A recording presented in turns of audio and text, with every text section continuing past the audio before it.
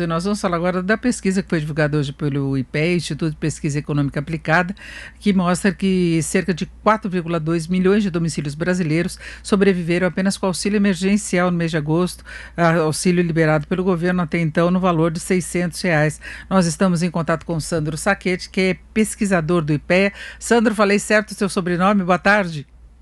Boa tarde, Luísa. Falou assim. E aí, Sandra, eu queria mais detalhes desse levantamento que mostra a importância do auxílio emergencial, não é? Principalmente os R$ 600, que acabou aumentando a renda da população mais carente. Isso é uma das coisas que a gente mostra nesse estudo é que com auxílio emergencial, a renda dos domicílios de renda muito baixa, que basicamente são aqueles que recebem até um salário mínimo como renda domiciliar, a renda desses domicílios foi 32% maior do que seria habitualmente, né? Ou seja, o auxílio elevou a renda desses domicílios em até quase um terço a mais do que seria o habitual. Então, colaborou até para você diminuir um pouco o desequilíbrio de renda que nós temos no país, que sempre foi um problema muito sério. Isso, o auxílio emergencial, né, causou esse efeito de que esses domicílios muito pobres têm a renda até maior do que teriam sem a pandemia, e não só tem causado um efeito temporário na diminuição da desigualdade de renda, como as taxas de pobreza extrema no Brasil são as menores que a gente já observou, né, justamente por conta desse valor do auxílio, que nesse nível de R$ 600 é inédito no país. Agora, em relação ao padrão de renda da população mais carente, agora com a redução para R$ 300, ainda mantém esse nível superior de renda em relação ao que se tinha antes? A gente fez uma simulação de qual seria o impacto, né, dessa redução já com os dados de agosto, e a gente viu que, de fato, vai haver uma queda da renda domiciliar, né, entre esses domicílios de renda muito baixa, a diminuição do auxílio pode diminuir a renda em até 20%, mas como a renda está 32% acima, ainda assim, né, a gente estimou que a renda domiciliar vai ficar entre 5% ou 6% acima do habitual, mesmo com auxílio reduzido. Mas isso é um resultado médio, né? Muitos domicílios, principalmente aqueles que dependem exclusivamente, né, desse auxílio emergencial, esses 4,2 milhões, vão ter a sua renda mais impactada severamente. E aí tem um problema que o auxílio emergencial vai acabar em dezembro, no final de dezembro. E aí tem toda essa discussão do Renda Cidadã, que há pouco nós estávamos falando da repercussão negativa da proposta como foi apresentada ontem pelo governo, mas hoje, mais uma vez, o presidente Bolsonaro até salientou a importância, né, a partir desses dados, até de se ter um programa maior de transferência de renda.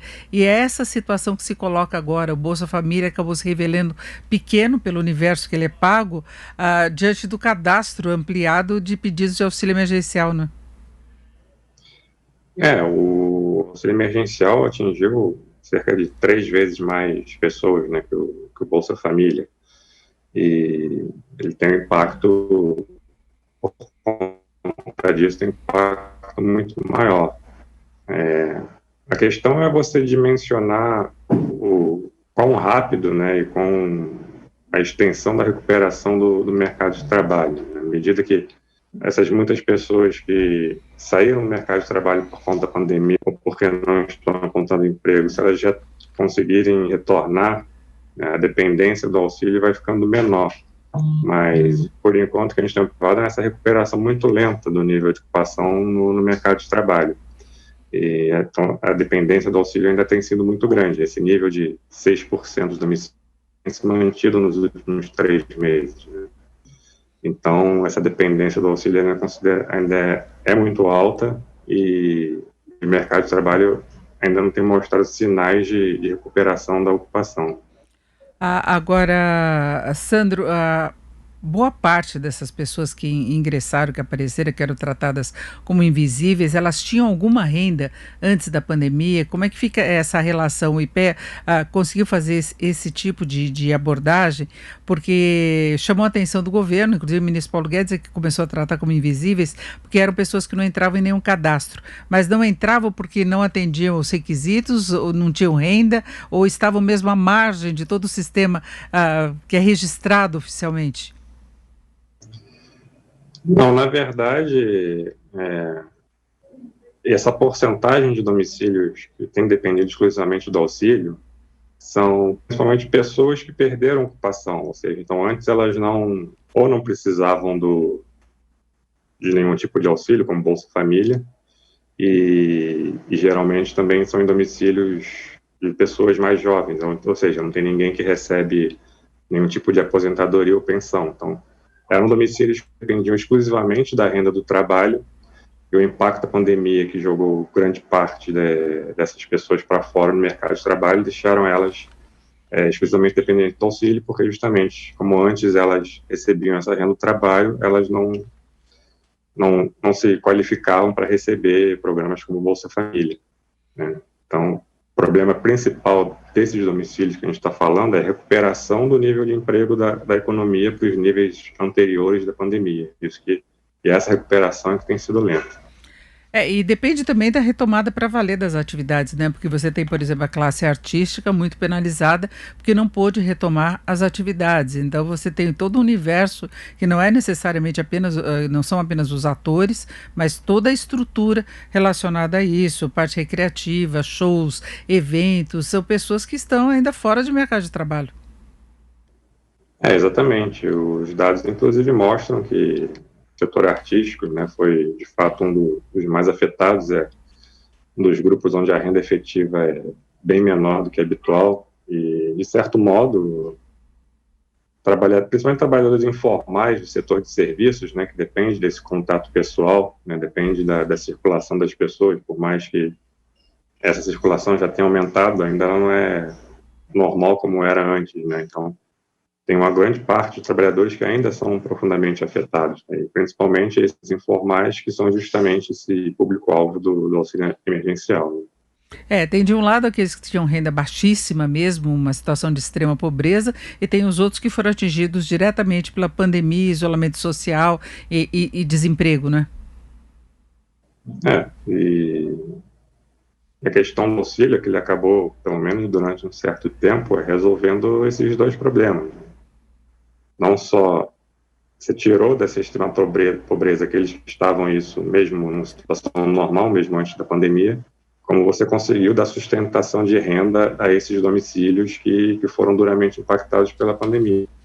E é a questão que o governo, né, tem que se colocar, uma vez quando for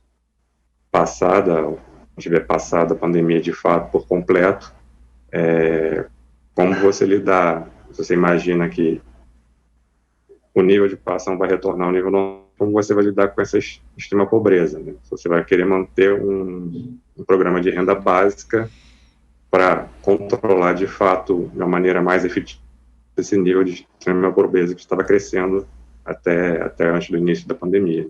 Perfeito. Nós estamos com problemas aqui no contato, mas eu queria uma última informação sua em relação à região e perfil da população que recebeu por faixa etária, que foi mais beneficiado, que dependeu mais do auxílio emergencial. Em termos de região, a região mais favorecida pelo auxílio, onde o auxílio teve um impacto maior, foi o Nordeste, né? No estudo a gente mostra que, para a maior parte dos estados nordestinos e alguns estados do Norte também, a proporção de domicílios que dependeu exclusivamente do auxílio ultrapassa 10%. Na Bahia e no Piauí, essa proporção ultrapassa 13%. Então, são estados que dependeram mais fortemente do auxílio emergencial, e foram também os estados onde o auxílio emergencial compensou justamente uma parcela maior dessa perda de renda por conta do auxílio. E em termos de faixa etária, né, a faixa etária que mais se beneficiou do auxílio foram os mais idosos, porque é o grupo onde tem a maior proporção de trabalhadores informais, e às vezes, muitas vezes são pessoas que já estão fora do mercado de trabalho formal, ou às vezes até aposentados e começam a trabalhar por conta própria, e por conta justamente da pandemia ter atingido mais fortemente esses informais, na faixa etária, foram justamente os mais idosos que acabaram proporcionalmente se beneficiando mais do auxílio emergencial. Nós ouvimos o Sandro Sacchetti, que é pesquisador do IPE, Instituto de Pesquisa Econômica Aplicada. Sandro, muito obrigado, uma boa tarde. Boa tarde, Luiz. Obrigado.